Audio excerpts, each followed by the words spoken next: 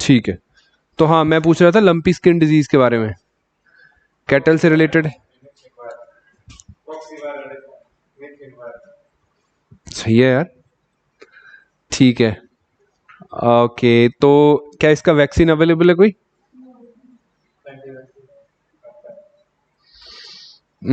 Actually वैसे तो ये नोवेल वायरस ही है कैटल्स में। नोवेल का मतलब कि नया है, 2-3 साल पुराना, ज़्यादा नहीं। इसका डायरेक्ट वैक्सीन, इस वायरस का वैक्सीन हमारे पास अवेलेबल नहीं है, लंपी स्किन डिजीज वाले का। हम लोग, it is similar to goat pox. Goat pox एक वायरस है जो कि रूमिनेंट, स्मॉल रूमिनेंट्स जो होते हैं, गोट्स, शीप वगैरह, उनको इफेक्ट करता है। उससे मिलता जुलता वायरस है, तो हम गोट पॉक्स वाला वैक्सीन, हमें लग रहा है कि उसके खिलाफ एंटीबॉडीज बना रहा है। बड़ी प्रेम्पटिव रिसर्च है अभी, लेकिन आज जो वैक्सीन हम कैटल्स को दे रहे हैं वो गोट का वैक्सीन, एक्चुअली गोट पॉक्स का है, गोट्स को ही लगता है वो। अब उससे रिलेटेड है ये वायरस, तो हमें लग रहा है कि उसका इफेक्ट यहाँ भी दिखेगा। कुछ रिसर्चेज ऐसा वेरीफाई भी कर रही हैं, लेकिन इम्यूनिटी बड़ा ब्रॉडर कॉन्सेप्ट है, वो इतनी जल्दी अंडरस्टैंड होता नहीं है, उस पर टाइम लगता है। लेकिन प्रेजेंटली ये डिजीज काफ़ी प्रॉब्लम क्रिएट कर रहा है लिव स्टॉक फार्मर्स के लिए, जो जैसे गुजरात से स्टार्ट हुआ, राजस्थान है अब, राजस्थान के बाद पंजाब हरियाणा पे काफ़ी ज़्यादा इफेक्ट आया, फिर यूपी एमपी में जाएगा, तो वहाँ तो लिव स्टॉक का काउंट भी बहुत ज़्यादा है, तो डेथ्स भी हो रही हैं, वो सारी दिक्कतें हैं। तो क्वेश्चन ऐसे आ जाते हैं कई बार, बहुत टाइम से न्यूज़ में चल रहा है, और भी आएगा। तो कल आपने इसको कवर कर लिया है, ठीक है। तो आज हम लोग शुरू करते हैं जी, आज के टॉपिक्स, रिलेटेड टॉपिक्स। आपने देखे होंगे आज के न्यूज़ में क्या टॉपिक्स थे, क्या थे? इंडिया बांग्लादेश जूट प्रोडक्शन था, जूट के बारे में था, हाँ, इकॉनमी पेज पे।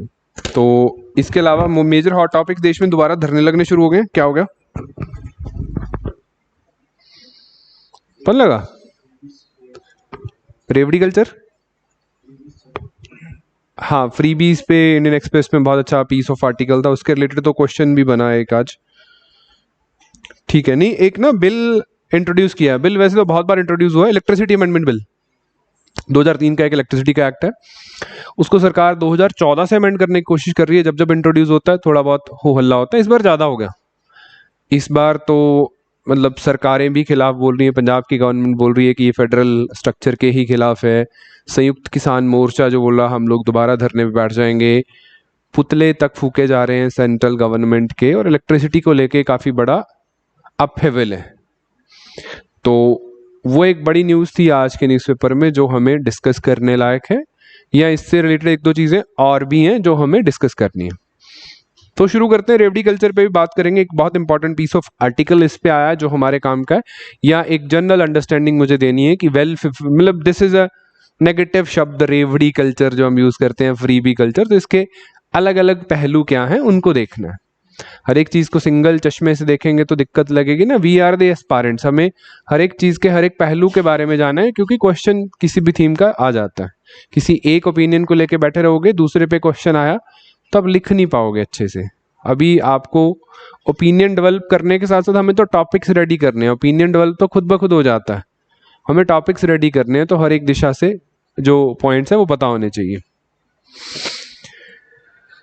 तो स्टार्ट करते हैं जी आज के जो मैं टॉपिक्स लेके आया। सबसे पहला टॉपिक है इलेक्ट्रिसिटी अमेंडमेंट बिल, जो इस बार लोकसभा में इंट्रोड्यूस हुआ, और उससे रिलेटेड अब एक कमेटी भी, चलो वो स्टैंडिंग कमेटीज को बिल जाते हैं, that's a common process, but देश में धरने लगने शुरू हो गए हैं। स्टेट की सरकारें स्पेसिफिकली, यहाँ जिन स्टेट्स में बीजेपी की गवर्नमेंट्स नहीं है, वो इसको लेके काफी चिंता व्यक्त कर रहे हैं।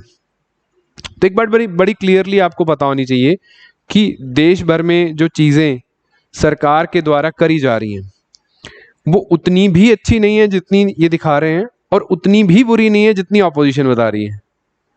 देर are like middle grounds to things. हमें as a civil service aspirant issues को बेसिक लेवल से समझना होता है, करंट उसका क्या अपडेट है वो देखना। सो सबसे पहला इशू, मुझे ये बिल को पढ़ाना नहीं है, सबसे पहला इशू है कि देश में पावर जनरेशन से लेके एक एनटीपीसी के थर्मल प्लांट में कोयला जला के टरबाइन घुमाई, स्टीम बना के वहां से इलेक्ट्रिसिटी जनरेट हुई और आपके घर में आके एसी चल गया, बल्ब जल गया, वहां तक का प्रोसेस आपको पता होना चाहिए। फिर हम लोग देखेंगे कि ये बिल उसमें कहाँ फिट बैठता है या क्या क्या चीजें उसमें चेंज कर रहा है। तो आप जानते हैं इलेक्ट्रिसिटी डिस्ट्रीब्यूशन का कैसे चलता है, इलेक्ट्रिसिटी प्रोडक्शन या वो सारी चीजें, है किसी को आइडिया? डिस्कॉम्स क्या होती है? नॉर्मली ये सवाल ही डिस्कॉम्स पे खड़ा करता है, distribution companies. What are electricity discoms?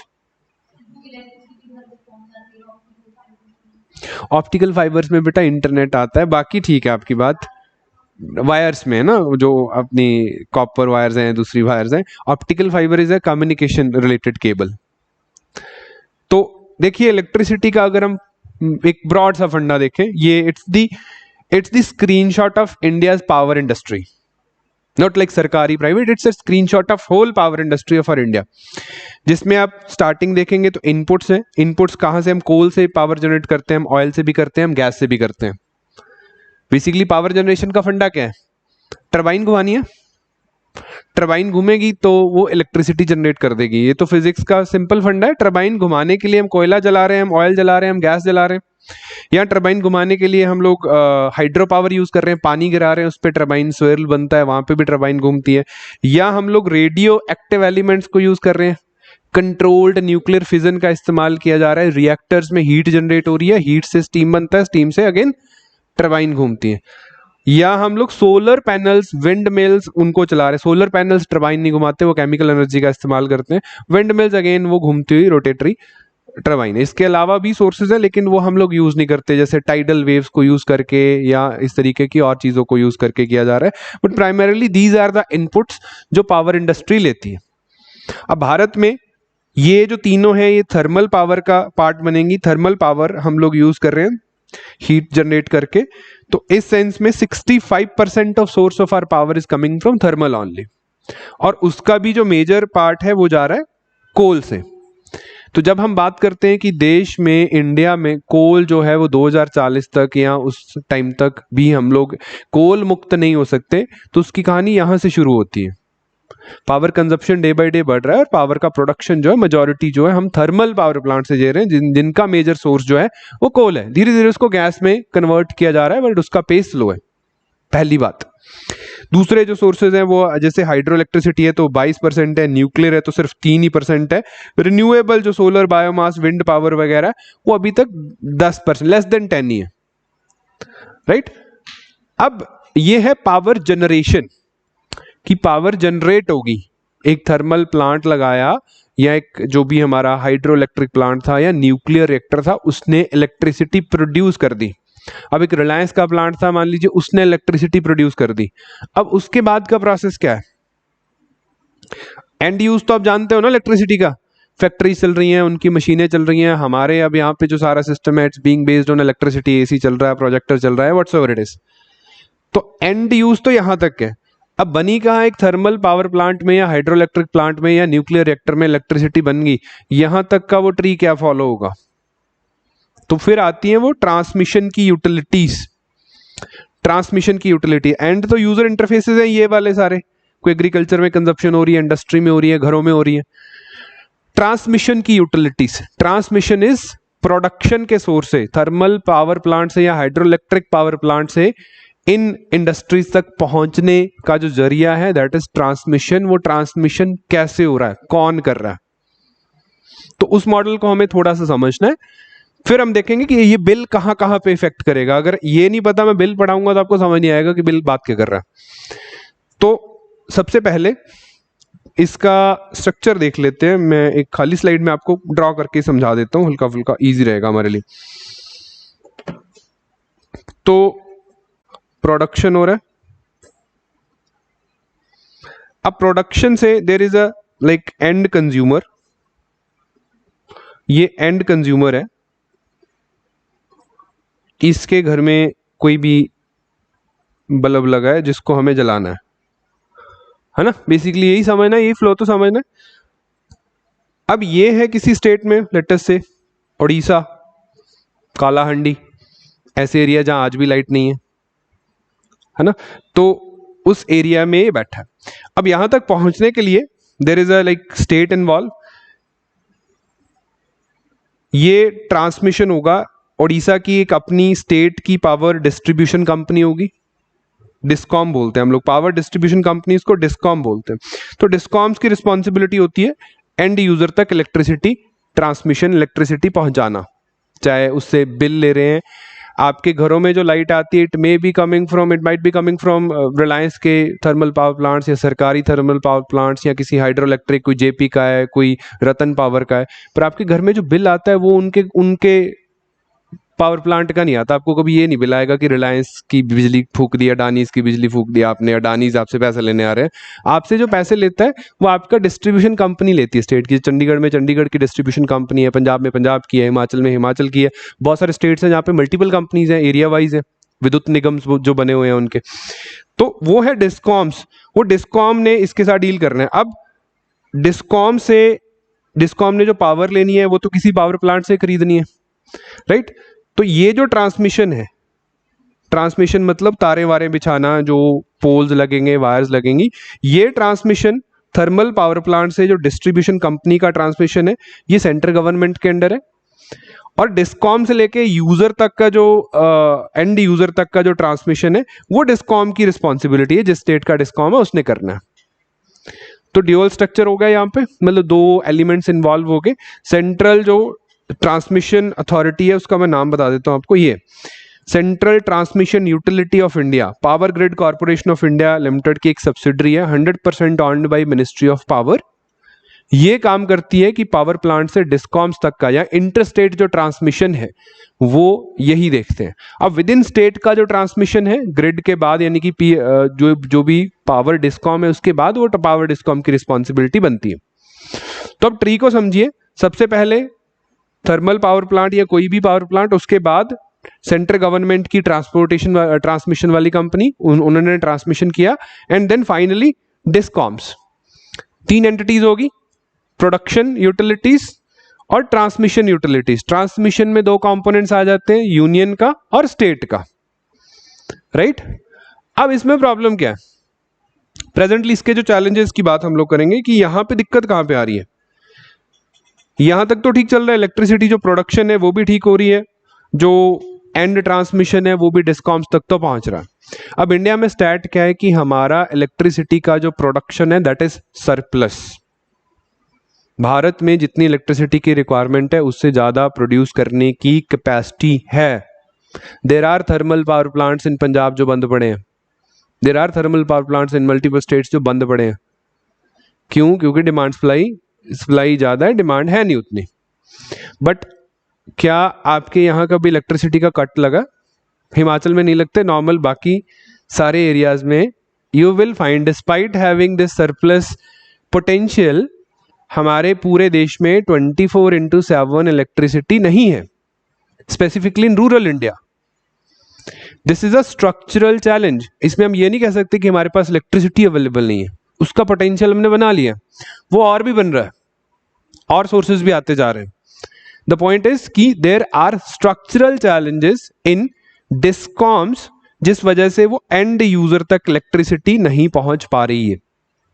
यहां पे कोई प्रॉब्लम एज ऑफ नाउ नहीं है। हमें एज ऑफ नाउ प्रॉब्लम क्या है कि कोल को निकालना है, कोल को निकाल के गैस या रिन्यूएबल सोर्सेज पे जाना है, इमिशन के हमारे स्टैंडर्ड है। लेकिन economically there is no such challenge in the production of electricity. Majorly challenges कहां रिसाइड कर रहे हैं? इन दी ट्रांसमिशन, और स्पेसिफिकली इन द डिस्कॉम्स वाला ट्रांसमिशन का जो फंडा है वहां पे। क्यों कर रहे हैं? क्योंकि डिस्कॉम्स की जो फाइनेंशियल कंडीशन है, इनकी जो फाइनेंशियल कंडीशन है वो ठीक नहीं है। 4 लाख करोड़ रुपया देश भर की डिस्कॉम्स का लोन एनपीए बन गया आज से 2-3 साल पहले। 2016 की बात है, वैसे 6 साल हो गए, 4 साल। 4 लाख करोड़ रुपया देश भर के स्टेट्स की, अब स्टेट सरकारों के अंडर है ना discoms, state government owned discoms जो हैं उन्होंने लोन लेके इन पावर वालों को तो पैसे चुका दिए, लेकिन अपना लोन नहीं चुका पाए। अब नया लोन बैंक दे नहीं रहे हैं, तो अगर नया लोन नहीं मिल रहा तो नई पेमेंट्स नहीं कर पा रहे हैं, तो प्राइवेट थर्मल पावर प्लांट्स उनको इलेक्ट्रिसिटी नहीं दे रहे हैं। ये एक चैलेंज है। दूसरा चैलेंज क्या है कि डिस्पाइट इनके पास इलेक्ट्रिसिटी सरप्लस है, इनका हार्डवेयर जो ट्रांसमिशन का हार्डवेयर है वो इतना खराब है कि उसमें फॉल्टी हार्डवेयर होने की वजह से बहुत लंबा समय तक 24/7 इलेक्ट्रिसिटी जाती नहीं है, कहीं ना कहीं फॉल्ट आते रहते हैं। और उनके जो बाकी लॉसेज हैं या जो इलेक्ट्रिसिटी की चोरी हो रही है वो भी एक कंपोनेंट निकल के आता है कि जो मीटरिंग में गड़बड़ी होती है उस वजह से भी इनको लॉसेज आते हैं। तो इंटायरली किसी भी स्टेट का डिस्कॉम, बहुत कम स्टेट्स होंगे, ऑल्दो चंडीगढ़ का डिस्कॉम ऐसा है जो प्रॉफिटेबल है, यूटी है, बहुत सारे कम ऐसे डिस्कॉम्स है गवर्नमेंट ऑन्ड जो प्रॉफिट में है। ज्यादातर जो है उनके लोन भी लाख 2 लाख 1.5 लाख करोड़ रुपया तो सेंट्रल गवर्नमेंट ने इनको वो कर दिया था, राइट ऑफ कर दिया था कि कोई बात नहीं, स्टेट से भी राइट ऑफ करवाया, सेंटर ने अपनी तरफ से भी राइट ऑफ किया, लेकिन फिर भी इनकी फाइनेंशियल रीस्ट्रक्चरिंग हो नहीं पाई। तो electricity plays very important role when it comes to economic prosperity या व्हेन इट कम्स टू हम जीडीपी या प्रोडक्शन या स्किल इंडिया किसी की भी बात कर लें तो बेस मटेरियल्स में आने लग गया इलेक्ट्रिसिटी। हमारी तो कोर इंडस्ट्रीज में भी है ना, ये नहीं है? 8 कोर इंडस्ट्रीज में है ना इलेक्ट्रिसिटी। तो इसमें अगर फ्लॉज होंगे तो डेफिनेटली इससे होने वाली इकोनॉमिक एक्टिविटीज ठीक नहीं हो सकती हैं। उसके लिए हमें डिस्कॉम्स के चैलेंजेस को देखना है। ये सरकार की बात है कि डिस्कॉम्स बहुत इनएफिशिएंटली काम कर रही हैं। हम लोग 1-1 लाख करोड़ रुपया डिस्कॉम्स पे वेस्ट कर रहे हैं और वो फर्दर इलेक्ट्रिसिटी के स्ट्रक्चरल चैलेंजेस को दूर नहीं कर रहा। तो हमें क्या करना है, यहां पे इलेक्ट्रिसिटी का एक्ट अमेंड करा गया और इसमें प्राइवेट कंपनीज, प्राइवेट डिस्कॉम्स की एंट्री का रास्ता बनाया जा रहा कि यूजर्स के पास, आपके पास ऑप्शन रहेगा कि मुझे रिलायंस से इलेक्ट्रिसिटी चाहिए, अडानी से चाहिए या स्टेट वाली जो स्टेट ऑन्ड कंपनी है उससे चाहिए। इट इज लाइक जैसे हम लोग इंटरनेट के केस में करते हैं, आप टेलीकॉम रेगुलेटर्स जो टेलीकॉम सर्विस प्रोवाइडर्स है वहां पे हम स्विच कर सकते हैं ना। पहले बीएसएनएल था, सिर्फ बीएसएनएल में बहुत सारी इनएफिशिएंसीज कैरी फॉरवर्ड हुई, फिर प्राइवेट कंपनीज आई, तो आज आपके पास ऑप्शन है कि आप वोडाफोन जा सकते हैं, आप रिलायंस जा सकते हैं, आप एयरटेल जा सकते हैं, आप बीएसएनएल भी जा सकते हैं, पर वो चलता नहीं है कुछ स्टेट्स को छोड़ के, है ना 4 ऑप्शन। सिमिलरली आपके पास ऐसे ऑप्शंस रहेंगे इलेक्ट्रिसिटी के केस में अगर ये बिल पास होता है, ऐसा बिल का कहना है। तो उन्होंने सर्टेन एक्ट्स को अमेंड किया। अब अमेंड करने के पीछे कारण बड़ा ठीक है कि डिस्कॉम्स जो हैं इनको स्ट्रक्चरली हमें फ्री करना है। तो देश में जो सरप्लस इलेक्ट्रिसिटी है उसका डिमांड सप्लाई का बैलेंस हमें मेंटेन करना है, क्योंकि इलेक्ट्रिसिटी पहुंच तो रही नहीं है, हर जगह सप्लाई जो है वो अनइंटरप्टेड होनी चाहिए, जो कि नहीं है, जिसका इकोनॉमिक बैकड्रॉप है। और दूसरा, सरकार को फालतू का 1-1.5 लाख करोड़ रुपया जेब से जा रहा है जिसका कोई फायदा नहीं है। ठीक है, अब आपके क्या विचार हैं इस बात पे? ये सरकार यही कर रही है कि प्राइवेट कंपनीज के लिए कुछ सेक्शंस को अमेंड करा, इनकी प्राइसिंग। अब इन्होंने ये भी बोल दिया कि डिस्कॉम्स ने जो ऑलरेडी इंफ्रा बना लिया है, इन्होंने तारे वारे बिछा दिए हैं, खंबे लगा दिए, प्राइवेट कंपनीज उसी इंफ्रा को यूज भी कर सकती हैं अपने के लिए, उनको सर्विस प्रोवाइडर बना दिया, राइट। और चीजें जो बिल में जब प्रॉपरली फाइनल ड्राफ्ट इसका आएगा, अभी तो कमेटी के सामने पास होगा तो और देख लेंगे, बट मोटा मोटा ये बात है कि इनका इंफ्रा भी यूज कर सकते हैं, प्राइसिंग के लिए भी ये रिवाइज कर सकते हैं, but there will be maximum minimum price. कोई इलेक्ट्रिसिटी रेगुलेटरी बॉडी भी बन सकती है जो इसको मेंटेन करेगी, जैसे telephone regulatory authority of India है, सिमिलर मैनर में। तो ये कुछ चीजें हैं जो गिवन है। अब इस पे आपके विचारों से पहले मैं 1-2 बातें और बता देता हूं। चलो, इस पे प्रोटेस्ट क्या हो रहा है। सबसे पहला इशू है कि स्टेट्स में देयर आर मार्जिनलाइज्ड ग्रुप्स। हर एक स्टेट में है ना। मार्जिनलाइज्ड ग्रुप्स कौन है जी? शेड्यूल कास्ट्स हैं, ट्राइब्स हैं, या वीकर इकोनॉमिक सेक्शन है, farmers as well.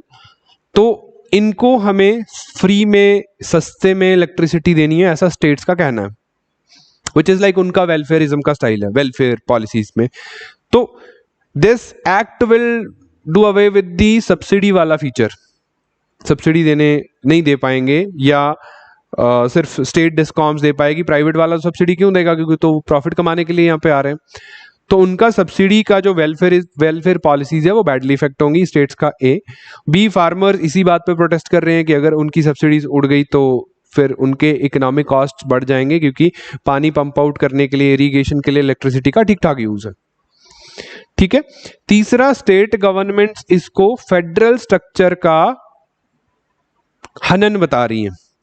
Federal structure क्या है? What is federal structure of the country?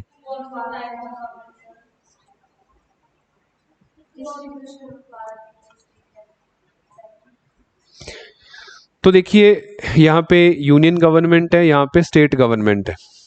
है ना। दोनों की अपनी अपनी पावर डिस्ट्रीब्यूशन है। यूनियन गवर्नमेंट क्या कर सकती है, स्टेट गवर्नमेंट क्या कर सकती है, उसको डिफाइन करा गया है हमारे संविधान के शेड्यूल 7 में, जिसमें लिस्ट सिस्टम है, union list, concurrent list, state list. Union list पे यूनियन लॉ बनाता है, स्टेट लिस्ट पे स्टेट लॉ बनाता है, कंकरेंट पे दोनों का है रहता है, यानी कि पार्लियामेंट अगर लॉ बना दे तो स्टेट को फॉलो करना पड़ता है, लेकिन दोनों का रूल रहता है। अब ये इलेक्ट्रिसिटी जो है वो कंकरेंट लिस्ट में, ये बात याद रखनी है हमें, वैसे तो नहीं करते लेकिन करंट अफेयर में आ जाए तो पता होना चाहिए, कंकरेंट लिस्ट में। अब स्टेट्स कहते हैं कि स्टेट्स को बिना कंसीडर किए, स्टेट्स का ओपिनियन लिए बिना या स्टेट्स असेंबलीज को कंसल्ट किए बिना इन्होंने कंकरेंट लिस्ट पे पार्लियामेंट अगर लॉ बना रही है तो ये फेडरल स्ट्रक्चर का कहीं ना कहीं हनन है, उनके भी राइट्स थे। ये स्टेट्स का प्रोटेस्ट है। तो ये तीन पहलुओं पे प्रोटेस्ट हो रहा है। अब virtually this is privatization of electricity distribution sector. Electricity production has already been privatized. ये जो मेजर ट्रांसमिशन है इतने है नहीं कुछ ज्यादा करने लायक। अब बचता है स्टेट का डिस्ट्रीब्यूशन का, जो डिस्कॉम्स का मॉडल है। अब डिस्कॉम्स आर बीइंग प्राइवेटाइज्ड और private players are allowed to enter in the distribution segment along with the states, just like BSNL के साथ हमने एयरटेल, वोडाफोन, हच होता था उस टाइम ना, हच मोबाइल को, स्पाइस मोबाइल को, बहुत सारी प्राइवेट कंपनीज को अलाउ कर दिया कि आप भी सिम कार्ड बेच सकते हैं। सिमिलरली हम लोग इलेक्ट्रिसिटी में कर रहे हैं। तो what are your views on this? Normally आधा देश प्राइवेटाइजेशन के खिलाफ है, आधा देश इसके साथ है। आपके क्या मतलब है, क्लास में लेफ्ट विंग राइट विंग है अपने? कितने लोग हैं जिनको लगता है कि प्राइवेटाइजेशन ठीक है, कितने लोग हैं जिनको नहीं लगता? हम फिर रेवड़ी कल्चर का डिबेट भी इसी के साथ शुरू हो जाएगा, आगे है वो मेरे पास, कि जो फ्रीबीज की हम लोग बात कर रहे थे वो भी मेरे पास टॉपिक कंटिन्यूशन में ही है। जो टॉपिक्स मैंने आपको बताया ना, नॉर्मली जो चेंजेस हैं वो मैंने लिख दिए आप यहाँ पे याद भी कर सकते हो। जो पिक्चर मैंने धुंधली सी बनाई थी ये साफ भी बनी हुई है। ट्रांसमिशन यूटिलिटीज की बात कर रहे थे ना, ये सेक्शन 42 में अमेंडमेंट हो रहा है या सेक्शन 14 में अमेंडमेंट हो रहा है, या ये जो आइटम 38 है लिस्ट ऑफ कंकरेंट, ये चीजें हम लोग डिस्कस कर चुके हैं, सो दैट आपकी आसानी के लिए आप भी ऐड करिए।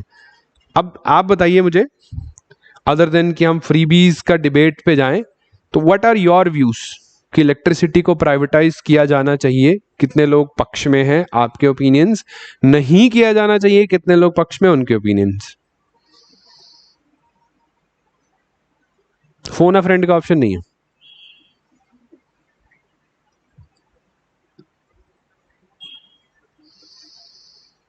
या किसी के पास डेटा हो, पहले नहीं वाले बताओ कि नहीं किया जाना चाहिए, अपने पॉइंट्स।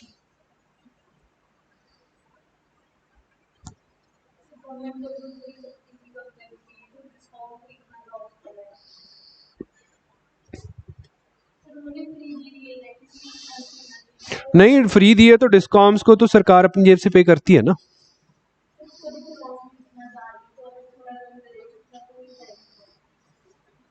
नॉर्मली सब्सिडीज का मॉडल ना ज्यादातर स्टेट्स में तो ऐसे ही काम करता है, बाद में चलो वो रोल प्ले नहीं होता, कि स्टेट गवर्नमेंट अपने एक्सचेकर में से पावर कॉरपोरेशंस को पैसे दे देती है टू अ सर्टेन रेट, कि ये आपने जो सब्सिडी वाइज फ्री दिया वो तो रहता है, उसमें ऐसा कुछ नहीं।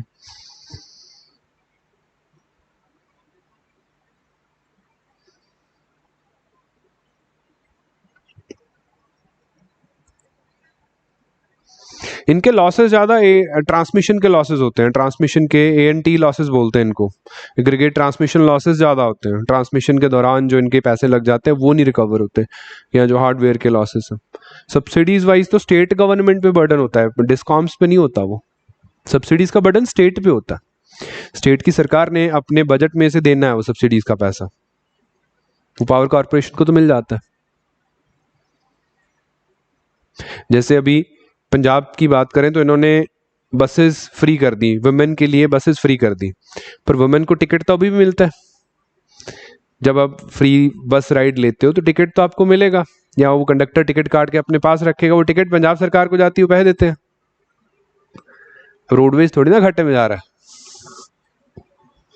राइट? घाटे में कौन जा रही है? सरकार, उसकी जेब से पैसा जा रहा है जो शायद उनके काम नहीं आएगा कहीं भी। That's a freebie. Any choice, मुझे उम्मीद है आपसे आप बोलोगे कुछ, हक में खड़े हो जाओ या विपक्ष में खड़े हो जाओ, कुछ तो बोलो। देश में धरने लगने को तैयार है, आप चुप हो। प्राइवेटाइज होना चाहिए, क्यों?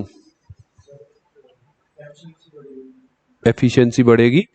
तो फिर दिल्ली की डिस्कॉम्स क्यों फेल होगी? दिल्ली में प्राइवेट थी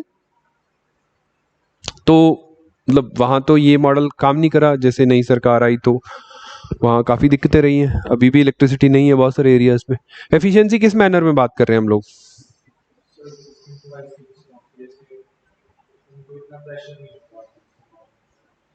नहीं, बीइंग लाइक मुझे पर्सपेक्टिव चाहिए तो मैक्रो इकोनॉमिक या सोशल एस्पेक्ट पे, मासेस लेवल पे ना एम्प्लॉयज का चलो एक कंसर्न रहेगा।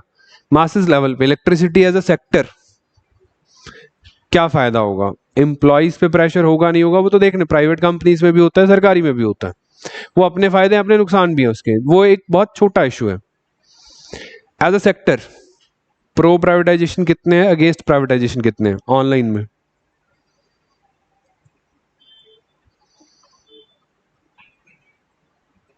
इतनी मायूसी वाली बात तो ना थी। चलो अगला डिबेट भी इसी पे था।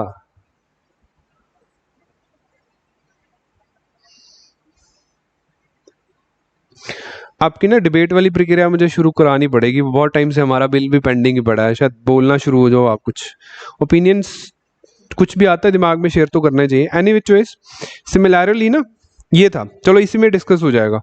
Freebie subsidies compensation, let's reset the terms of the debate. ये डिबेट ना ये मतलब एडिटोरियल था आज के इंडियन एक्सप्रेस में।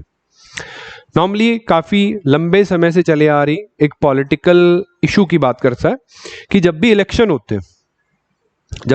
होते हैं पॉलिटिकल पार्टीज इलेक्शन कैंपेन के दौरान कुछ ऐसी कमिटमेंट्स करती हैं जिनमें कुछ ना कुछ फ्री देने की बात होती है। फ्री के गैस सिलेंडर्स, फ्री की इलेक्ट्रिसिटी, फ्री की बस राइड्स, फ्री के वाईफाई, आटा दाल चावल ये चीज़ें, और लोन माफ करना। इस तरीके की जो फ्रीबीज का कल्चर है वो इलेक्शंस के दौरान दिखता है। और जो गवर्नमेंट ऑलरेडी पावर में होती है वो अपनी इमेज ठीक करने के लिए या पिछले 4-5 साल जो काम नहीं किया था उसको छुपाने के लिए पहले ही वो फ्रीबीज बांट देते हैं। आउटगोइंग गवर्नमेंट जो होती है वो री इलेक्ट हो ना हो, लेकिन अपने 5वें साल में वो भी बहुत कुछ फ्री में लोगों को प्रोवाइड करते हैं कि देखो आपका भला तो हम लोग कर ही रहे हैं। तो this is a freebie debate in the politics की व्हाट इज दिस, क्या है, क्यों होना चाहिए। इस पे रिजर्व बैंक ऑफ इंडिया की सर्टेन रिपोर्ट्स आई जिन्होंने बोला कि स्टेट्स के जो फाइनेंशियल स्ट्रक्चर हैं वो इस तरीके की फ्री इलेक्ट्रिसिटी लोन वेवर की जो चीजें हैं उसको सस्टेन नहीं कर पाएंगे। स्टेट जो है उनका फाइनेंशियल बर्डन और बढ़ जाएगा क्योंकि स्टेट्स का रेवेन्यू तो उतना ही है। हम लोग फ्री के खर्चे स्टेट अगर पैदा कर रहे हैं तो वो पैसा कहाँ से आएगा, है ना। लेट अस से एक स्टेट का जो बजट है वो 1.5 लाख करोड़ है। 1.5 लाख करोड़ इज लाइक हरियाणा जितना स्टेट है, 1.5 लाख करोड़ रुपया बजट है। हिमाचल है तो आपका 50,000 करोड़ का बजट होता है, पंजाब है तो उनका शायद 70-80 हज़ार करोड़ का बजट होता है। तो ये जो बजट का आंकड़ा है, अगर आपका रेवेन्यू 50,000 करोड़ है, आप खर्चे 60-70 हज़ार करोड़ के करे जा रहे हो, तो वो जो डेफिसिट है वो कहाँ से आएगा, लोन लेगा ना स्टेट। फिर वो लोन का अमाउंट बढ़ता जाएगा, अल्टीमेटली उसको पे करना। तो स्टेट के फाइनेंसेस बुरे हालात में चले जाते हैं तो अगेन सेंट्रल गवर्नमेंट को या तो रेस्क्यू पे आना पड़ता है या स्टेट गवर्नमेंट डेट ट्रैप में आ जाती है। डेट ट्रैप इसको बोलते हैं। डेट ट्रैप एक शब्द है, बहुत बार पेपर में आया। डेट ट्रैप क्या होता है? डेट ट्रैप जैसे हम दोस्तों में आपस करते हैं ना, किसी से 5,000 लिया, एक दोस्त से लेके खा लिया, अब वो वापस मांग रहा है, किसी दूसरे दोस्त से 5,000 लेके उसको दे दिया, राइट। जब वो वापस मांगेगा किसी तीसरे से लेके दे दिया, तो दिस इज डेट ट्रैप। हमारा कोई लाभ नहीं हुआ लेकिन वो 5,000 रुपया घूम रहा है वहां से यहाँ वहां से, दैट्स अ डेट ट्रैप। कि एक लोन चुकाने के लिए दूसरा लोन लेना पड़ गया, वो चुकाने के लिए हमें तीसरा लेना पड़ेगा। स्टेट्स इकोनॉमी डेट ट्रैप में चली जा रही है। और ये क्यों हो रहा है? बिकॉज इलेक्टोरल पॉलिटिक्स के दौरान हमारे पॉलिटिशियंस इस तरीके की कमिटमेंट्स या इस तरीके की पॉलिसी मेकिंग करते हैं जो वोटर एज एन एजेंसी उसको मैनिपुलेट कर रहे हैं, वोटर के डिसीजन मेकिंग को मैनिपुलेट करने की कोशिश कर रहे हैं कि उनको वोट करें, शॉर्ट टर्म चीजों को देख के उनको वोट करें। तो ये बहुत बड़ा डिबेट। अब आरबीआई भी इसके खिलाफ है, सुप्रीम कोर्ट में भी एक पिटीशन गई कि ये फ्रीबी कल्चर है जिससे लॉन्ग रन में स्टेट की इकोनॉमीज का नुकसान हो रहा है, तो वो बंद होना चाहिए। अब सुप्रीम कोर्ट ने भी इसका संज्ञान लिया है, बहुत बहुत सारे पहलुओं पे बात हुई है। तब इसके उल्टा गवर्नमेंट जो है वो पॉलिटिकल एंटिटीज ये कह रही है कि जुडिशरी का काम ही नहीं है। जुडिशरी का काम क्या है? लॉ को कॉन्स्टिट्यूशन को इंटरप्रेट करना, जो लॉज हैं उनका देखना, लोगों को कि लॉ ठीक फॉलो हुआ है नहीं हुआ। This is judicial over reach in the worst manner, कि जो जजेस जो हैं वो डेमोक्रेसी की फंक्शनिंग में घुसाए हैं। सरकार का ओपिनियन है डेमोक्रेसी इज कि इलेक्टोरल जो हमारे लोग हैं, इलेक्टोरल जो हमारा काउंट है, इलेक्टोरल कॉलेज जो आप लोग हो, और इलेक्टोरल रिप्रेजेंटेटिव्स, ये उनके बीच का इंटरेक्शन है। आप चाहे जिसको मर्जी चुने, मैं आपको कुछ भी ऑफर करूं, मैं आपका नेता हूं, मैं आपको कुछ भी ऑफर कर सकता हूं, आप किसी भी चीज पे वोट डाल सकते हैं। जजेस को यहाँ नहीं घुसना चाहिए, which is a judicial overreach, जो कि गलत है। जुडिशियल एक्टिविज्म को हमेशा नेगेटिव सेंस में लेती है सरकार, कि जजेस एग्जीक्यूशन में आ जाते हैं तो गड़बड़ होती है, उनको नहीं पता कैसे चीजें प्रैक्टिकली काम करते हैं। बट अगेन वही हमारे बीच ये डिबेट का टॉपिक है कि ये फ्रीबीज का जो कल्चर है ये क्या है एक्चुअली, व्हाट इज दिस, ये होना चाहिए, नहीं होना चाहिए, किस लेवल पे होना चाहिए, या ये क्यों है, और क्या इससे इफेक्ट होता है। मैं आपको बोलूं कि मैं आपको 6 महीने का इंटरनेट फ्री दूंगा, आप मुझे वोट करिए, आप करेंगे? मतलब अगर जीतूंगा तो करूंगा, that will be a free B.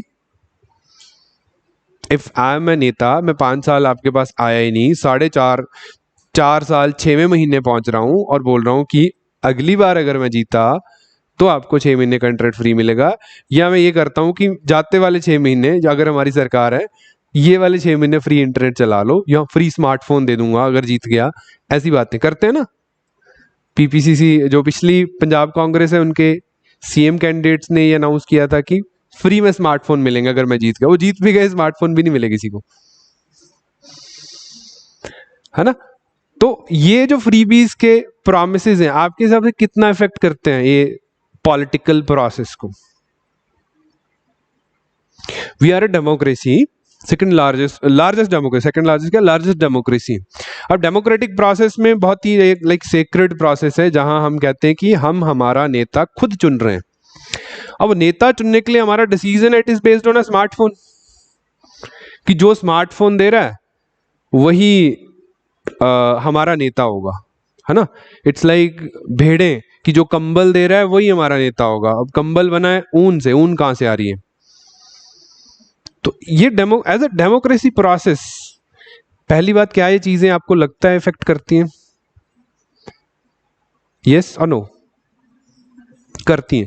आपको शायद सिटीज में बैठ के ये बात थोड़ी सी ऑकवर्ड लग रही हो, लेकिन अगर आप वोटर्स का काउंट देखेंगे, पहली बात 100% टर्नआउट कभी नहीं होता इलेक्शंस में, 60-70 में वेरी करता है। ऊपर वाले जो 30 हैं जो वोट नहीं करते, वो कौन है?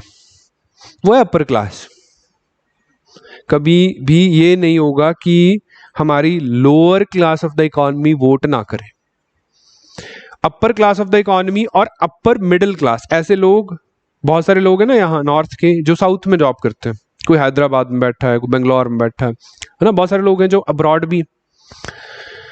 अब एक हैदराबाद में बैठा बंदा जो ऑलरेडी अपने आईटी के प्रोजेक्ट्स में इतना बिजी है, उसको बोलें कि इलेक्शन है भाई, आजा, 10,000 की फ्लाइट है वन साइड, वो क्यों आएगा? वो नहीं आते ना लोग। मैं खुद नहीं गया वोट डालने।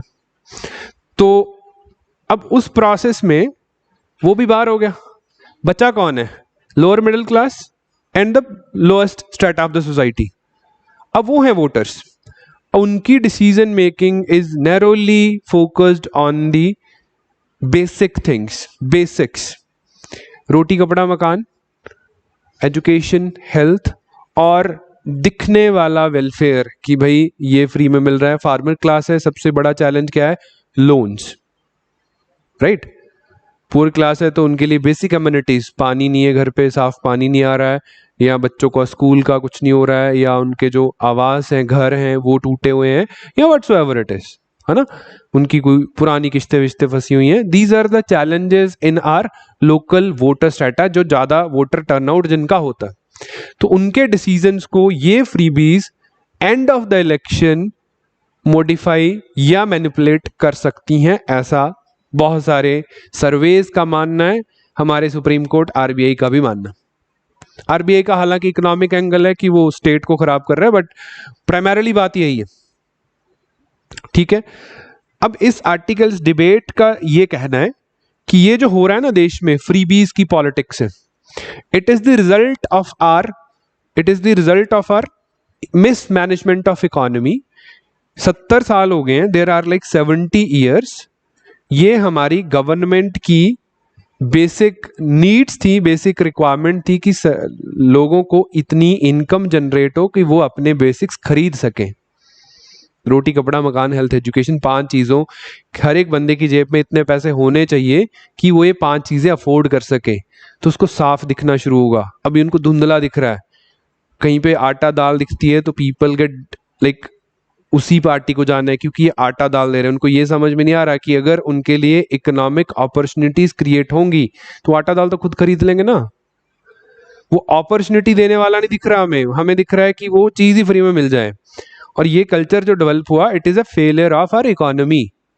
एंड ये जो फ्रीबी कल्चर है, it is a democratic response to that. It's the democratic response. Democratic is a process ना। मैं नेता हूं, मैं वोट्स मांगने जाऊंगा, मैं उसी चीज पे वोट मांगू ना जो जो आपको सबसे ज्यादा ट्रिगर करेंगी, जो चीजें आपके लिए बहुत ज्यादा सेंसिटिव है। वो सेंसिटिव चीजें हो गई हैं because entirely Indian economy has failed to work on human capital. Right, it's like एक नेता है, एक सरकार है, वो एजुकेशन पॉलिसी बनाती है। अब मान लीजिए नेता लोग हैं अनपढ़, उनको एजुकेशन पॉलिसी बनानी नहीं आई, तो उन्होंने खराब एजुकेशन पॉलिसी बनाई। अब खराब एजुकेशन पॉलिसी से जो बच्चे पढ़ेंगे उनके स्किल्स भी खराब होंगे। खराब एजुकेशन पॉलिसी, खराब स्किल्स। अब खराब स्किल्स वाले की इनकम भी ठीक होगी, मतलब कम होगी, लो इनकम। अब इतनी कम इनकम है तो उसके जो आगे बच्चे आएंगे वो उनको अच्छी एजुकेशन नहीं दे पाएगा, ऑल्दो एजुकेशन पॉलिसी भी खराब है।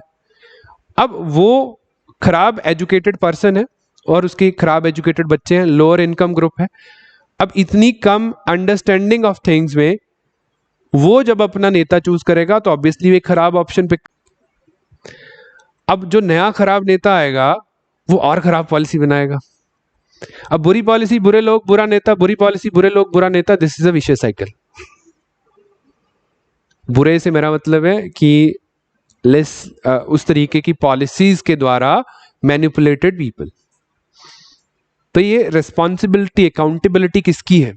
ये अकाउंटेबिलिटी हमारी गवर्नमेंट की है। एंटायर जो हमारी पिछली गवर्नमेंट्स हैं, दे एक्चुअली उनकी economic policy has failed to work on human capital.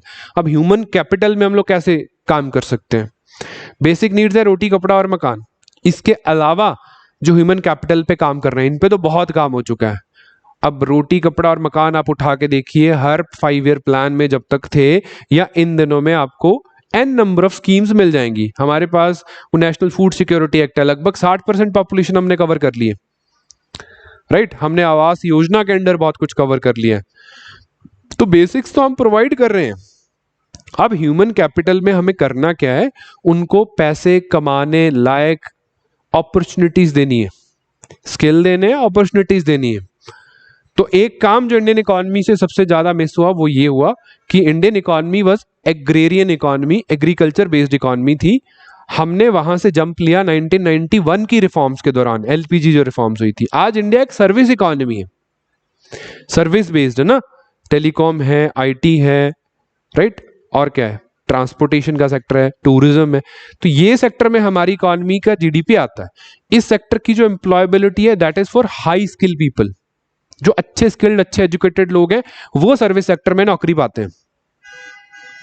Right, अब हमारे पास जो मेजॉरिटी ऑफ द यूथ है वो है सेमी स्किल्ड, जो high class white collar jobs तो नहीं कर सकता, वहां पे प्रोडक्टिविटी नहीं दे सकता, लेकिन वो मैन्युफैक्चरिंग की ब्लू कॉलर जॉब्स कर सकता है।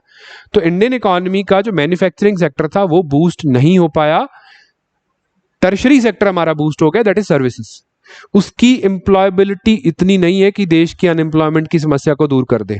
अब इतने अनएम्प्लॉयड लोग हैं तो चीजें खरीद तो नहीं पाएंगे, वो फ्रीबीज को तो जाएंगे। तो that bad economic policy is a result of the today's freebie culture. चीजों का डिमांड सप्लाई ना, फ्रीबी कल्चर से इफेक्ट दिखता है तो ही नेता लोग ऑफर करते हैं। अगर फ्रीबी कल्चर से इफेक्ट नहीं दिखेगा तो क्यों ऑफर करेंगे वो? सो ये बैड इकोनॉमिक मिसमैनेजमेंट है जो प्रीवियस टाइम्स में हुआ, which is a resulting in this रेवड़ी या सो कॉल्ड कल्चर जो बना। राइट, तो बहुत अच्छे अच्छे मतलब डिबेट्स आते हैं इसमें, बहुत सारे पैरामीटर्स पे आते हैं। एक बार जैसे हरियाणा स्टेट ने क्या किया था कि अगर किसी ने लोकल बॉडीज के इलेक्शन लड़ने हैं, पंचायत के इलेक्शन लड़ने हैं, तो 8वीं पास होना चाहिए बंदा, राइट। वो भी कोर्ट में गया था केस। तो जज साहब ने पूछा गवर्नमेंट का जो वकील था, सॉलिसिटर जनरल या अटॉर्नी जनरल जो इनका होता, कि अगर एक बंदा जो आज सरपंच बनना चाहता है बट वो एजुकेटेड नहीं है, बट उसकी पढ़ने की इच्छा थी, पढ़ नहीं पाया या उसको पढ़ाया नहीं गया, तो कौन रिस्पॉन्सिबल है? गवर्नमेंट साइड उसके माँ बाप। कहते ठीक है। अब मान लीजिए उसके माँ बाप ने उसको पढ़ाने की इच्छा रखी, तो वो उसको कहां भेजेंगे? कहते ऑब्वियसली स्कूल भेजेंगे। स्कूल किसने बनाने हैं? सरकार ने बनाने। So ultimately the responsibility resides with the government of things, है ना। ये उनकी अच्छी कॉन्वर्सेशन थी उस टाइम की सुप्रीम कोर्ट और उनकी, ऑल्दो अपहोल्ड कर दिया था उन्होंने कि कोई बात नहीं, लेकिन somewhere we have to stand, government has to be accountable on this. तो ये डिबेट, ये क्वेश्चन है इस पे, ये वाला मैंने बनाया, आप लिख भी सकते हैं, हिंदी इंग्लिश दोनों में दिया। That is growth of freebie culture is a response of our democracy to failure of our economy to invest on human capital. It's the welfarism of people. ये मैं इकोनॉमिक या कैपिटलिस्ट मॉडल की बात नहीं कर रहा। अगर हम सब कुछ प्राइवेटाइज कर रहे हैं, इसका मतलब ये नहीं कि हम ह्यूमन कैपिटल को छोड़ दें। दो तरीके का वेलफेयरिज्म है। जो फ्रीबीज है ना, ये भी वेलफेयरिज्म है। वेलफेयर स्टेट को नेगेटिव सेंस में नहीं लेते हम हर बार। दो तरीके का वेलफेयरिज्म है। पहला वेलफेयरिज्म है क्वालिटेटिव, जो क्वालिटी में दिखता है, जिसका शायद 2 साल में रिजल्ट ना आए लेकिन आएगा। वो है जैसे केरला मॉडल था पहले का, कि एजुकेशन में बहुत अच्छा इन्वेस्टमेंट करते हैं, हेल्थ में बहुत अच्छा इन्वेस्टमेंट करते हैं। एक बच्चा है जो गरीबी में पैदा हुआ, लेकिन उसको बहुत अच्छे से एजुकेशन मिली है, स्किल बेस्ड, और उसकी सेहत बहुत ठीक है, सारे वैक्सीनेशन लगे हैं, न्यूट्रिशन वाइज उसको सब कुछ ठीक है, हेल्दी है, दिमाग तेज चलता है, तो eventually he will find opportunities. तीसरा, हम लोग अपॉर्चुनिटी प्रोवाइड करने के लिए भी इकोनॉमिक मॉडल बना रहे हैं। तो लॉन्ग रन में like 10 year 15 year down the line वो इकोनॉमी में बहुत अच्छा कंट्रीब्यूट करेगा। हेल्दी है तो सरकारी हॉस्पिटल्स का इंफ्रा भी खराब नहीं होगा बहुत सारे लोगों का इलाज करने के लिए, और एजुकेशन वाइज अच्छा है तो वो कोई ना कोई अच्छी economic activity, goods and service production में पार्टिसिपेट करेगा, देश की जीडीपी में कंट्रीब्यूट करेगा और खुद चीजें अफोर्ड कर सकता है, उसको फ्रीबी की जरूरत नहीं रहेगी, राइट। That's human capital. वो एजुकेशन और हेल्थ है, वो है qualitative welfarism which is required, that's not coming under freebies और समथिंग लाइक दैट। ये क्वालिटेटिव वेलफेयरिज्म है, लेफ्ट का वेलफेयरिज्म भी बोल देते हैं इसको केरला मॉडल की वजह से, बट ये अच्छा वेलफेयरिज्म है। इसके बाद आता है क्वांटिटेटिव वेलफेयरिज्म, जिसमें हम बात करते हैं इतने यूनिट बिजली के फ्री दे दिए, आपको बसेस की टिकट्स फ्री में दे दी, बस राइड्स फ्री में दे दी, आपका लोन माफ कर दिया, आपको 4 सिलेंडर फ्री में दे दिए। वो है क्वांटिटेटिव वेलफेयरिज्म, जिसका लॉन्ग रन में कुछ नहीं दिखने वाला, लेकिन शॉर्ट रन में हमें बहुत सारी चीजें अच्छी होती दिख जाती हैं। लॉन्ग रन में स्टेट पे इकोनॉमिक बर्डन बढ़ जाता है। एजुकेशन और हेल्थ का भी स्टेट पे इकोनॉमिक बर्डन है, लेकिन लॉन्ग रन में वो बर्डन कम भी होना शुरू हो जाता है, क्योंकि वो बच्चा सीख के ना टैक्स भी पे करेगा और सरकार पे बहुत सारी चीजें जिनका खर्चा उसको बेरोजगारी भत्ता भी नहीं देना पड़ेगा। देती है ना सरकारें बेरोजगारी भत्ता, यूपी है, शायद बिहार भी देता है, 2500 रुपया आता है, राजस्थान भी देता है। तो बेरोजगारी का भत्ता भी नहीं देना पड़ेगा उन लोगों को जो अच्छे से पढ़े हैं, वो कहीं ना कहीं एम्प्लॉयड हो जाएंगे, स्किल सेट अच्छा होगा, सर्विस इंडस्ट्री में चले जाएंगे। अब जो सेमी स्किल्ड है उनके लिए मैन्युफैक्चरिंग पे काम करना है, दैट्स वो तो इंफ्रास्ट्रक्चर का काम है, वो वेलफेयरिज्म में नहीं आता। लेकिन welfarism all together bad concept नहीं है। सिलेक्टिवली बहुत सारी चीजें स्टेट के एक्सचेकर पे बहुत ज्यादा इफेक्ट डाल रही हैं, स्टेट के इकोनॉमिक हालात को खराब कर देंगी, और जिसका लॉन्ग रन में पॉजिटिव इफेक्ट नहीं दिख रहा, वो हमारे लिए खराब है। सोशल सिक्योरिटीज एक सर्टेन एक्सटेंट तक हमें फायदा करती है, उसके बाद अगर स्टेट ही बैंकरप्सी की कगार पे चला गया तो हमें वो सोशल सिक्योरिटी को विड्रॉ करके कहीं अच्छे वेलफेयर में लगाना होगा। ग्रीस इसका बहुत बड़ा एग्जाम्पल था। ग्रीस की इकोनॉमी में जो हुआ था वो किसी और दिन डिस्कस कर लेंगे, ठीक है। तो दो तरीके से देखना है वेलफेयरिज्म को, एक चश्मे से नहीं देखना। इसके फायदे भी हैं, अच्छे वाले वेलफेयरिज्म भी है, बुरे वाले भी हैं। तो जो पॉलिटिकली हो रहा है वो इट्स अ रिजल्ट जो हमारे इकोनॉमिक फेलियर्स थे उसका,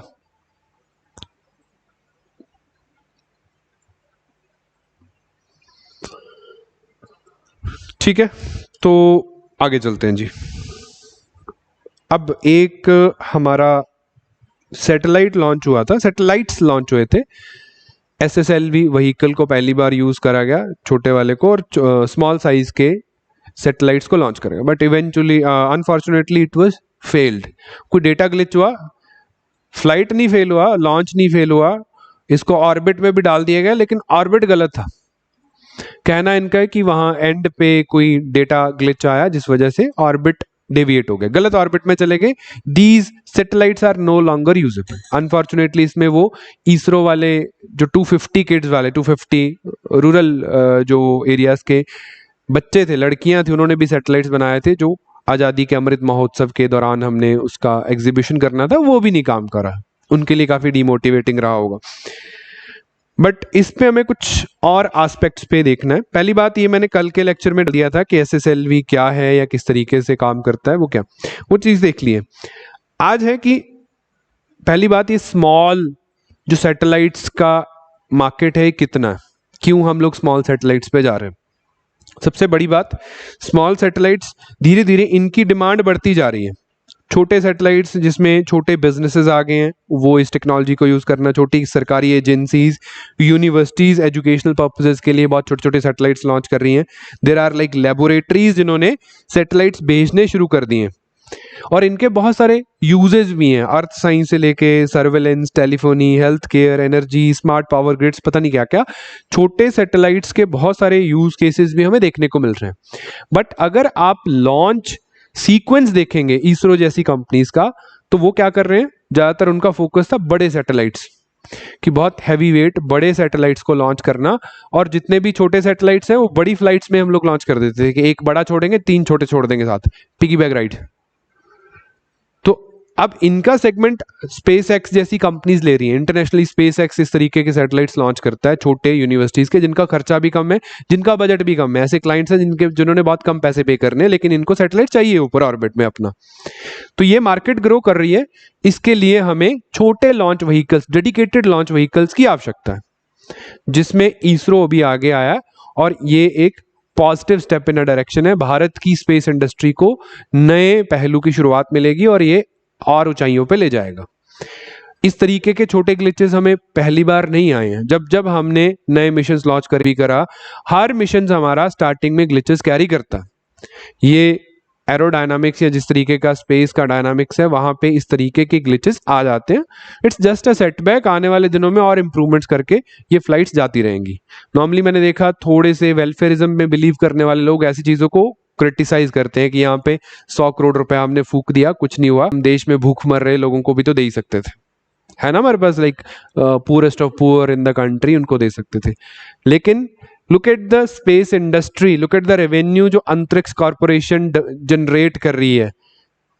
जस्ट बिकॉज हमने मार्स पे एक मिशन भेजा MOM 2014 में, जिसका कॉस्ट 400 करोड़ था। It was highly at that time, even our, कि ये क्या देश में इतनी तंगी के हालात हैं और हम लोग यहाँ पे खर्चा कर रहे हैं, मार्स के आसपास ऑर्बिट लगाएंगे। बट फॉलोइंग इसरो का जो कमर्शियल विंग है, इसरो तो सरकारी है ना, इसरो का कमर्शियल विंग है अंतरिक्ष कॉर्पोरेशन। अब तो एक और प्राइवेट कंपनी भी हमने बना दी है जो कि कमर्शियल काम करता है, कमर्शियली सैटेलाइट लॉन्च करता है बहुत सारे देशों के लिए। किसी देश की यूनिवर्सिटी है, किसी देश का, छोटे देश हैं जैसे ये सार्क वाली कंट्रीज होगी, तो उनके अपने लॉन्च व्हीकल्स या लॉन्च कंपनीज नहीं है, तो हम लॉन्च करते हैं उनके लिए, उसके लिए हम पैसा लेते हैं। तो पिछले कुछ सालों में, 5-6 सालों में हमने 8,000 करोड़ रुपया रेज किया है उन सैटेलाइट्स को लॉन्च करके। That's the revenue of the government उस कंपनी का आया, जिसको हम और स्पेस एक्सप्लोरेशन या हमारे सो कॉल्ड एक्सपेंडिचर्स में लगा सकते हैं। तो इट्स अ इंडस्ट्रियल सेगमेंट जिसमें बहुत सारा स्कोप है, जिससे रेवेन्यू जनरेट करके सरकार अपना एक्सचेकर बढ़ा सकती है, और आने वाले टाइम में ऐसे एक्सप्लोरेशन या पब्लिक पॉलिसीज में वो पैसा यूज हो सकता है। तो ऐसी बातों को क्रिटिसाइज नहीं करना। वैसे भी टेक्नोलॉजिकली जो चीज़ें अच्छी हैं वो लॉन्ग रन में हमें फायदा ही देती हैं। तो अपने आंसर्स लिखते हुए इस चीज़ का ध्यान रखना। ऐसे इसमें करते हैं नॉर्मली लोग भावुक ही हो जाते हैं, रुला देते हैं एग्जामिनर को। टेलीमेडिसिन वगैरह में यूज होता है सिमरन जी। तो लास्ट टॉपिक दैट इज, ये वैसे तो द हिंदू का एक कॉलम सेक्शन ही था। बात इन्होंने करी कि देश में ना माइनर मिनरल्स का बहुत बड़ा प्लंडर हो रहा है, सैंड माइनिंग वगैरह, जिससे इकोलॉजिकल जो बायोडाइवर्सिटी पर्सपेक्टिव है उसको बहुत ज़्यादा नुकसान है, स्टेट को इकोनॉमिक नुकसान भी होता है इसका। तो उसको कम करने के लिए हम लोग टेक्नोलॉजी का कैसे इस्तेमाल कर सकते हैं, इस पे एक आर्टिकल था। अब ये माइनर मिनरल सैंड माइनिंग का तो हमने रिसेंटली देखा, हरियाणा में एक डीएसपी को मार गिराया उन्होंने, जो माफियाज हैं। अक्सर आप पंजाब में देखते हैं या उत्तराखंड में देखते हैं, यूपी में भी आता है सैंड माइनिंग माफियाज, नॉर्मली ये ज़्यादा न्यूज़ में चलते हैं, ऑल्दो और भी बहुत सारे मिनरल्स। तो पहले तो मुझे ये देखना है कि मेजर माइनर क्या है, what is major mineral, what is minor mineral. Previous year का क्वेश्चन भी है ये। मेजर मिनरल कौन सा है, माइनर मिनरल कौन सा है, आपको पता है? मिनरल तो पता ना क्या होते हैं।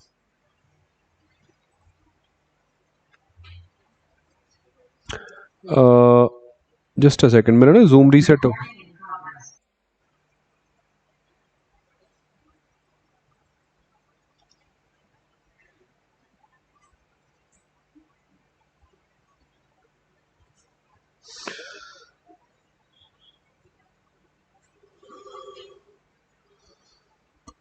ठीक है, ऑडिबल हूँ अब तो मैं, मेरी मीटिंग रीसेट हो गई थी आई गेस।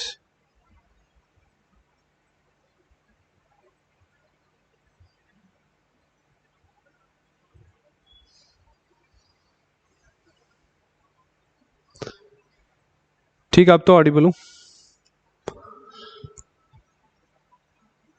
राइट, तो ये मेजर माइनर मिनरल क्या है पता है आपको? मेजर मिनरल कौन सा, मिनरल तो पता ना क्या होते हैं, व्हाट आर मिनरल्स? ठीक है, तो पहले वही देख लेते हैं, फिर हमारे काम की चीज़ तो सबसे ज़्यादा वही है कि टेक्नोलॉजी तो आप बाद में इस्तेमाल करोगे जब ऑफिसर बनोगे। तो देखिए, ये हैं कुछ bifurcations, just a notification under this act.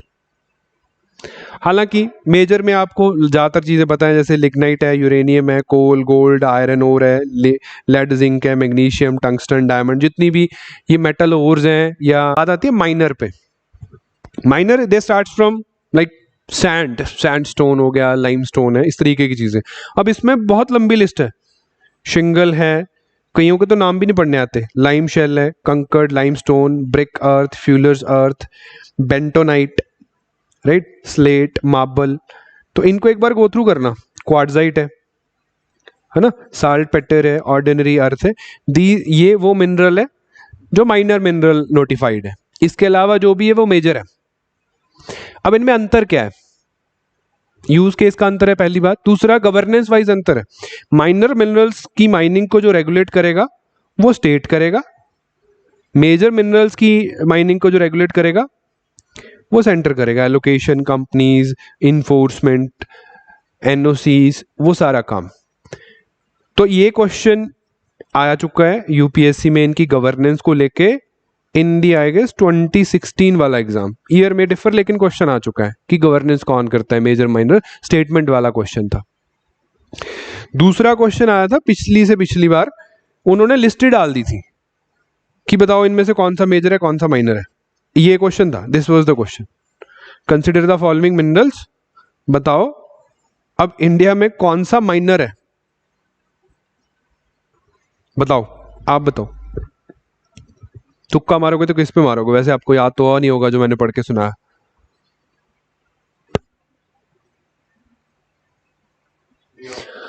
कोई भी नहीं जो आपने सुना है ना, मेजर जो भी सुना है वो यहां नहीं दिख रहा, सारे माइनर लग रहे हैं। तो तीन है, ये माइनर है, ये दो मेजर है। सॉरी, ये तीन है, ये माइनर है, ये दो मेजर है।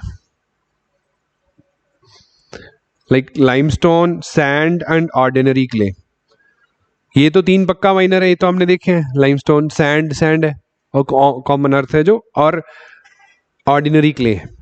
तो 2 और 3 जहां पे होंगे वही हमारा आंसर होगा। तो दो ही ऑप्शन बचते हैं एलिमिनेशन से, अगर मैं निकालने पे हूं। और नॉर्मली यूपीएससी में कम होता है कि all of the above answer हो, कम रहता है। इस बेसिस पे आप ये तुक्का मार सकते हैं। जिसको याद नहीं है, नॉर्मली याद कर ली जाती हैं चीजें, ऐसी चीजें इन पे क्वेश्चन आते रहते हैं। ठीक है, तो ये बात है। अब दूसरा आता है इलीगल माइनिंग। सेंट्रल गवर्नमेंट वाला तो चलो ऐसा नहीं है कि कोल की लीगल माइनिंग नहीं हो रही, देश भर में हो रही है, जगह जगह हो रही है, चोरी होती है, माइनिंग नहीं वो चोरी हो जाती है। जो एलोकेटेड ऑलरेडी एलोकेटेड माइंस है वहाँ पे, वो जो रेड कॉरिडोर के स्टेट्स हैं वहाँ के ट्राइबल्स या जो भी लोकल एरिया के लोग हैं वो चोरी करते हैं वगैरह वगैरह।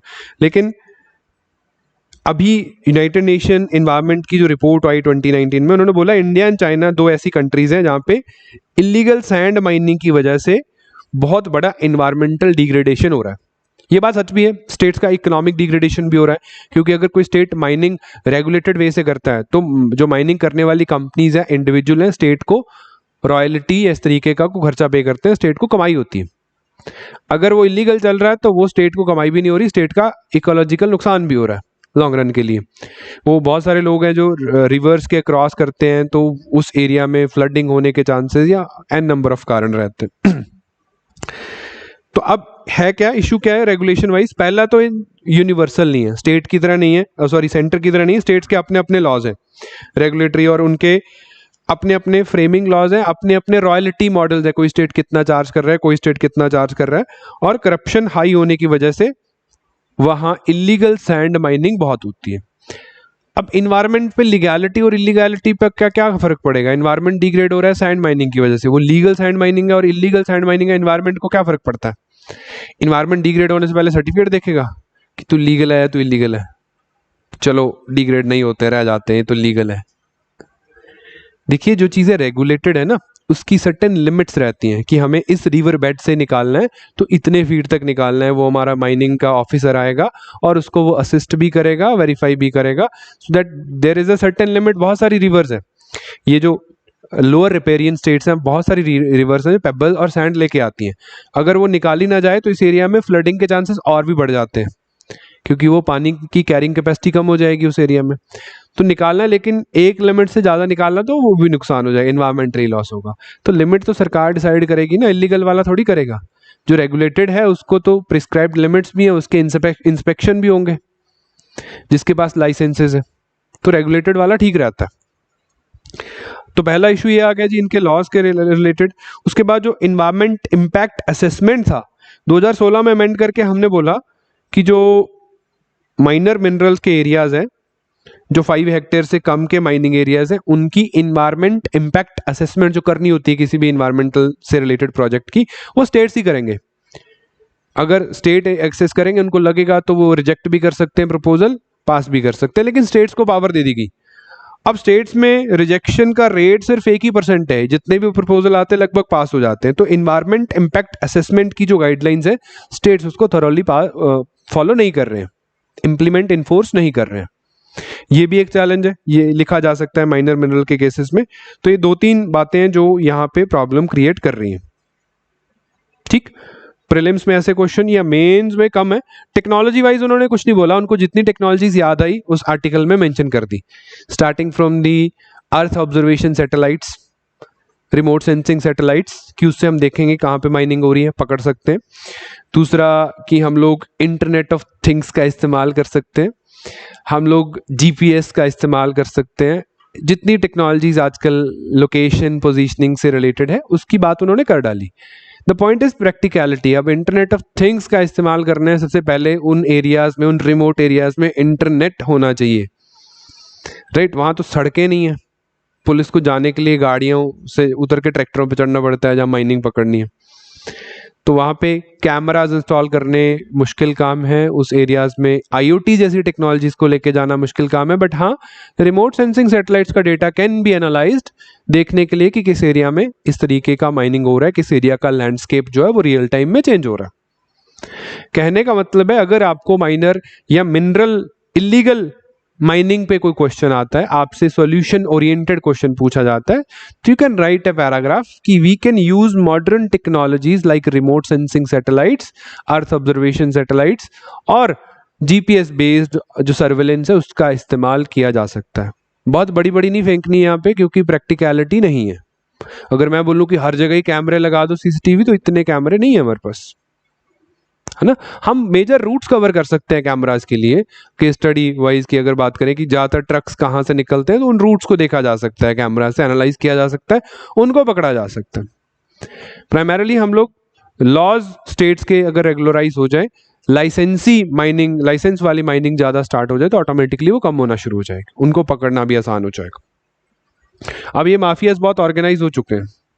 नेहा ये टेक्नोलॉजी में पढ़ेंगे बेटा, इंटरनेट ऑफ थिंग्स क्या होता है। फॉर एग्जाम्पल आप यहाँ पे बैठे अपने घर पे एसी को ऑन कर दे रहे हैं अपने फ़ोन की एप्लीकेशन को यूज़ करके, that's internet of things. Everything will be connected with internet.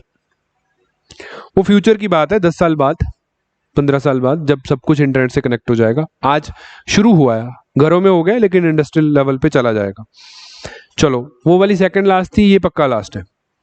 That is national जो पाइपलाइन इन्होंने बनाई है, नेशनल मोनेटाइजेशन पाइपलाइन। सरकार ने अभी बोला कि हमने आने वाले फाइनेंशियल ईयर में लगभग 1.5 लाख करोड़ रुपया कमा लेना है इस स्कीम के अंतर्गत। अब ये क्या है, देखो सरकार के पास ना बहुत सारा इंफ्रास्ट्रक्चर है। इंफ्रास्ट्रक्चर सरकारी कंपनियों का हो सकता है, इंफ्रास्ट्रक्चर सरकार ने पब्लिक के लिए क्रिएट किया हो सकता है, सड़कें हो सकती हैं, ब्रिजेस हो सकते हैं, एयरपोर्ट्स हो सकते हैं, या सरकारी कंपनीज लाइक BSNL है, इसके पास बहुत सारा इंफ्रा और एसेट्स पड़े हैं। तो ऐसे अंडर यूटिलाइज्ड एसेट गवर्नमेंट के वो किसी प्राइवेट कंपनी को क्या करेंगे, लीज आउट कर देंगे और उससे पैसा कमा लेंगे। क्योंकि BSNL के पास बहुत सारी जमीन पड़ी है, अब उसकी कोई सिम नहीं ले रहा, उनका उसका कोई इस्तेमाल नहीं है। BSNL के बहुत सारे फाइबर ऑप्टिक्स के एसेट्स हैं जिनको लीज आउट किया जा सकता है। यहाँ पे ऑनरशिप राइट्स नहीं चेंज होंगे, लीजिंग ज़्यादातर यूज़ करी जाएगी। तो लीज कर देंगे, प्राइवेट कंपनीज अपने बेनिफिट के लिए उसका इस्तेमाल करेगी, स्टेट को या सेंट्रल गवर्नमेंट को उससे पैसा मिल जाएगा लीज का, जो कि अभी नहीं मिल रहा।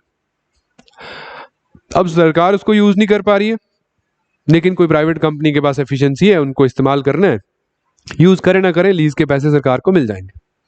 ये इनका प्लान था, वो नेशनल मोनेटाइजेशन प्लान। अब इस 1.5 लाख करोड़ से क्या करेंगे, ये देश में और इंफ्रा क्रिएट करेंगे जिसका यूज हो, जैसे कि इकोनॉमिक कॉरिडोर बन रहे हैं, सड़कें बन रही हैं, वहां पे इसका इस्तेमाल किया जाएगा, जो देश की इकोनॉमी में ज्यादा वैल्यू ऐड करेगा।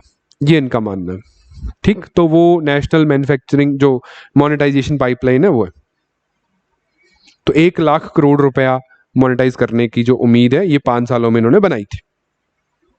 बहुत सारे इंफ्राज हैं यहाँ पे, अब देखेंगे रोड्स का भी इंफ्रा है, रेल्स का इंफ्रा है, पावर ट्रांसमिशन लाइन का इंफ्रास्ट्रक्चर है, जिसपे अभी बिल आया है, आ रहा है ना धीरे धीरे, किसी को इसको प्राइवेटाइज करना है तो लीज आउट करेंगे। नेशनल गैस पाइपलाइन का इंफ्रास्ट्रक्चर है, पावर जनरेशन को है, स्टेडियम्स हैं, एयरपोर्ट्स हैं, माइनिंग के एरियाज हैं, टेलीकम्युनिकेशन है, ऑयल पाइपलाइंस।